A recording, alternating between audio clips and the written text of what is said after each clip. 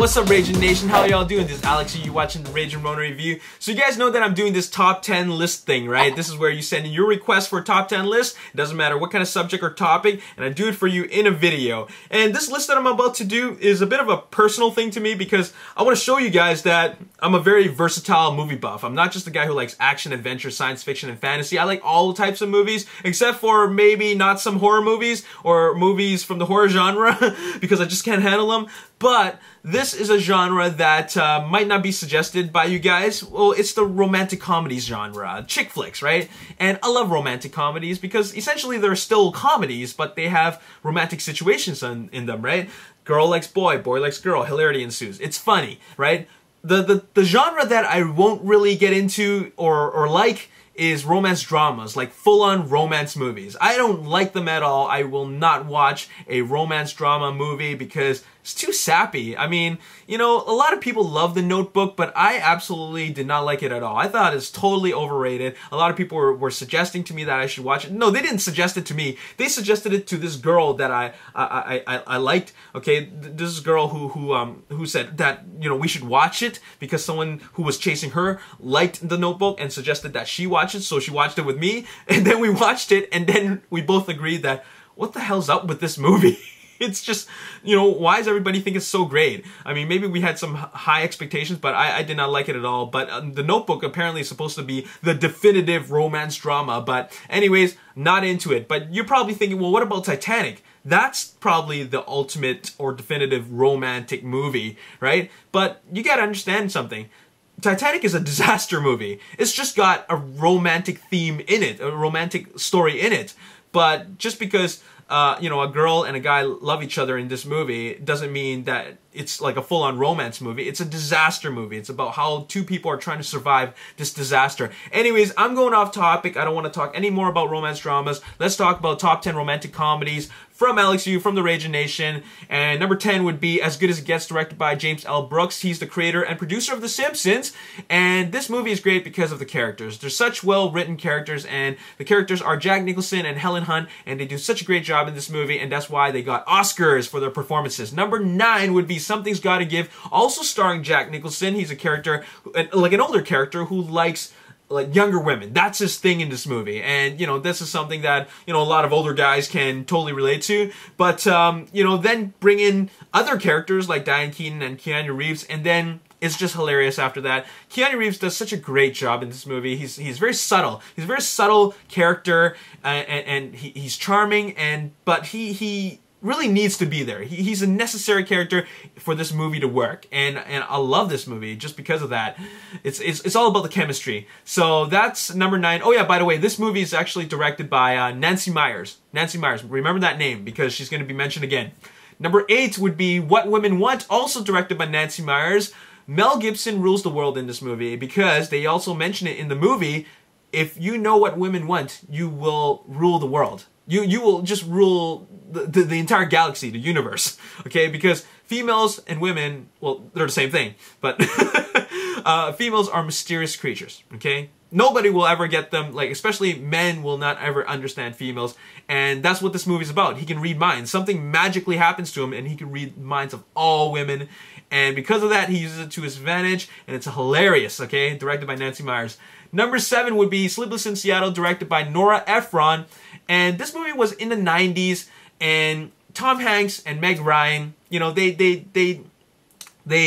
meant to be with each other, okay? And it's all because of this concept of falling in love with someone or being attracted to someone that you've never met before. And I love that concept because it's happening all around the world today. But this one's just more charming just because it's happened before the days of the internet. So this is such a great movie, and Tom Hanks does a fine job playing the character, and he's really funny in this movie. And then number 6, this brings us to number 6, also another film directed by Nora Ephron, You've Got Mail. Also starring Tom Hanks and Meg Ryan. And some people might think that this is not much of a stretch for these two characters or these two actors, but really it's a very different film. Even though we're dealing with internet dating, you know, the concept's there, which is the same as Sleepless in Seattle, but the whole execution of it is totally different. I think Nora Ephron liked what she did with Sleepless in Seattle and the chemistry between the two actors, and she wanted to bring it to a whole another level by updating it for the times. Well, this movie actually came out in the early days, like dark ages of the internet, when they're still using America Online, but still, it's a really funny movie, and you gotta check it out. Number 5 would be My Best Friend's Wedding, and this is a movie that I feel is one of the very few romantic comedies that guys will like as well, because it's about a situation where, okay, imagine girl, best friend with guy, okay? He's about to get married, but then girl confesses his love for that guy, okay? They were best friends all along, so he's thinking that, you know, by the time we get to 30, we'll marry each other, right? Well, that ain't happening anymore. So I think a lot of people can relate to this situation, whether you're a guy or a girl, because, you know, we all have, well, at least I would hope that a lot of us have like really good female friends that we kind of like, but we're not sure if we should tell them that we like them, because that might mess up the relationship. Anyways, the whole journey of her trying to break up the wedding is just hilarious. Julia Roberts does a hilarious job in this movie. And which brings us to number 4, Serendipity.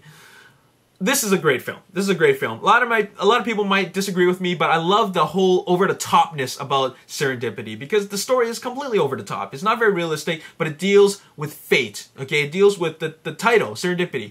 And John Cusack and Kate Beckinsale have such great chemistry, and they're meant to fall in love, but they don't know, you know, how can you confirm that, right? I think about this all the time. You know, the concept is that we're meant to be with someone out there. She doesn't know it.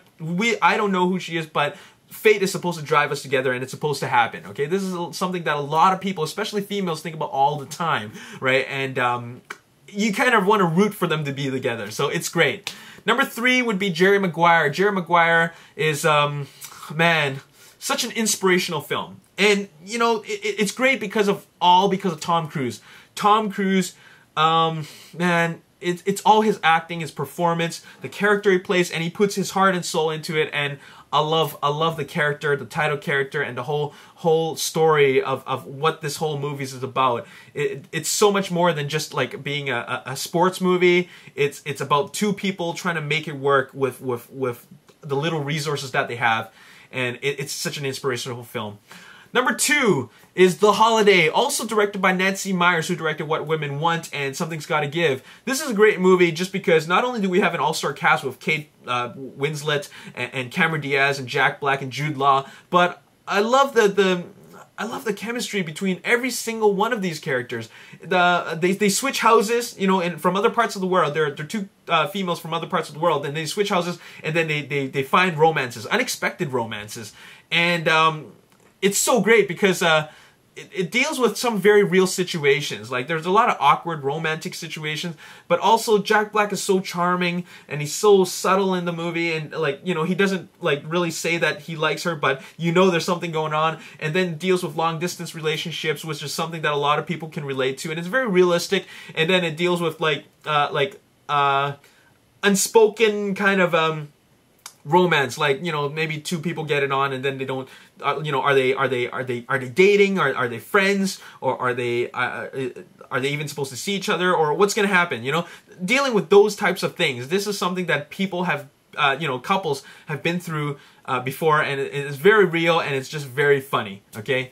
Number 1, we're down to number 1, and that would be, you know, I'm a Will Smith fan, and I can watch this movie over and over and over again, and that would be Hitch. I love Hitch. No need for explanation. Will Smith is awesome in this movie, and Hitch is my number 1 movie. Romantic comedy, rather. And there you have it. Now, I want to give an honorable mention to Forgetting Sarah Marshall. Now, Forgetting Sarah Marshall deserves an honorable mention, but it doesn't belong in this list, and it's mainly because it's a very crude type of romantic comedy, and I find that you don't need crude material, like, you know, like raunchy material to be a great movie, but I still like those types of movies, but I feel that it falls in like a completely different kind of genre. It is still romantic comedy, but still, it's like these romantic comedies, these comedies that rely a lot on like raunchy dialogue for it to make it work.